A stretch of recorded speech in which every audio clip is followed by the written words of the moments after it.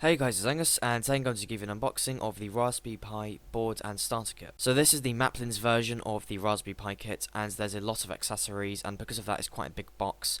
And on the packaging there's some quite nice pictures and some small text on labeling what it's about and some small features. So this is the Raspberry Pi Model B, which comes with the Raspberry Pi OS supplied on the 4GB SD card, which is also included. So there aren't loads of instructions, there's one main piece of paper which is talking about how to boot your Raspberry Pi and also how to start it up, and here we're presented with all the accessories. So we've got a wired mouse, and then we've got the actual Raspberry Pi itself, and then we've also got a wall adapter, and then there is the 4GB SD card which will be preloaded with the OS.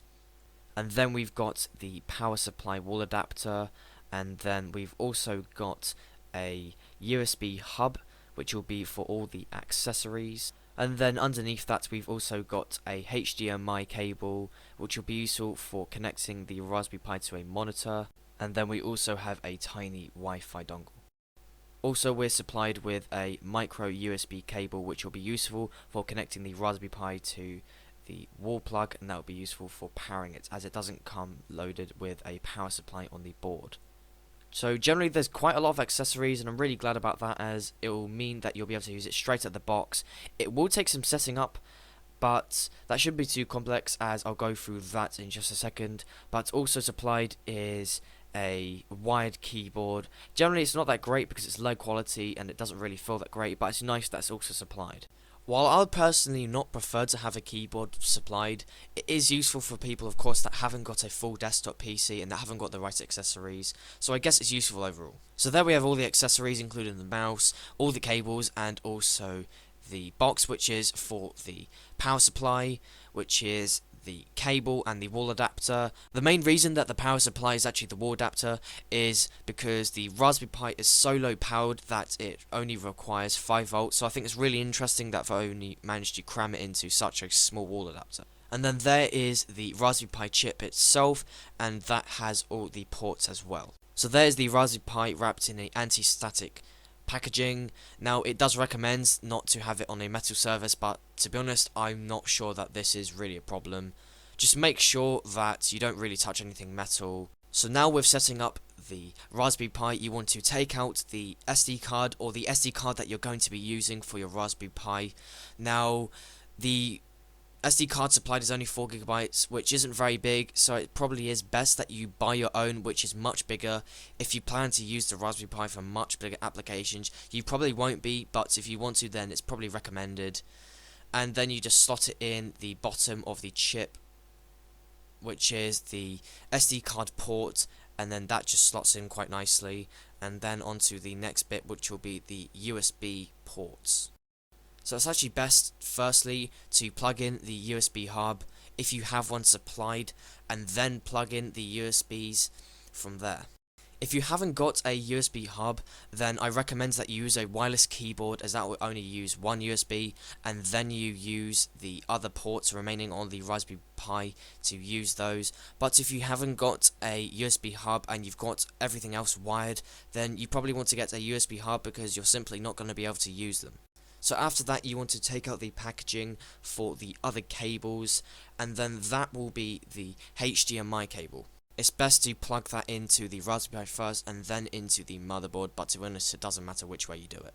If you haven't got a HDMI port on your computer monitor, then it's best that you get a converter for this, because you won't be able to use it, and also it's best that you either use VGA or DVI to connect it to your monitor. I find it a little bit annoying that the Raspberry Pi doesn't come with a VGA cable, because most people will be expecting to use it with a VGA cable, but unfortunately it doesn't come with those. But then again, it does come with HDMI, which allows it to put a HDMI format. So now I'm going to show you how to set up all the cables. So firstly, you've got your HDMI, and then you've got your mini Wi-Fi dongle. And then from there you want to plug that into your mini USB hub. Now, unfortunately, the USB hub actually requires a power supply as well, but that is required, and that is the small little pin which plugs into the bottom. Now, there will be quite a lot of wires, so this will get quite messy, unfortunately. But then with the USB hub, it makes it a little bit simpler. So you want to plug the USB hub into the first USB port in the Raspberry Pi, and then you want to plug in all the other USB accessories, which is the Wi-Fi dongle, and then you've got your wired keyboard and then also your wired mouse. To know if your USB hub is working, it will just show a simple green light on it, and that also shows if it is on as well. So then also for the mouse, you want to plug that into the USB hub, and then you want to do the same with the keyboard. So then with the mini USB, you want to plug that into the Raspberry Pi, and then that will plug into a wall adapter. So you will actually have two wall plugs, which will be for the Raspberry Pi. One will be for the USB hub, and the other will be the actual power supply. And also, once you've plugged in that, which is the micro USB, and also when you've plugged it into a wall adapter or plug, it will show up with a little light, and then also once you boot it up, it will also show other lights as well. So in this case, as soon as you turn it on, it will show a red light. So if you've connected everything up and the Raspberry Pi doesn't seem to be showing anything, then don't worry. This will be because it's going into its boot, which will take some time, but if you do see it on this monitor, then it's doing the start of the BIO start process, and it will be booting everything up. So once that's finished, it will come up with a little screen option, which will allow you to do some multiple things before you actually start the operating system, and this can do things like changing your password and doing some small tweaks with the preferences. If you don't know what the password is, then it is Raspberry Pi and the username will be Pi as well. But if that doesn't work, then make sure you check in your manuals, because the password will certainly be stated. So once you've done that, it will do some more loading as well, and it will begin to load the operating system preloaded on the SD card. Also on the Raspberry Pi, it comes with a RCA port, which will be useful for plugging in the headphones, which will be a 3.5mm jack, and also it comes with two USB ports, which will be for the USB hub and also any other accessory. So it will show some more code which will be loading the OS, and then hopefully it should come up and you should get the screen which will be the very start of the GUI preloaded on the SD card, and this is the main UI that you're presented with. So if you're used to quite quick PCs, then you'll notice that it's very slow compared to other PCs. I like it a lot because it's kind of a PC that you've built yourself, and it starts straight from scratch because it comes with loads of programming tools and kits as well, and I really like that a lot.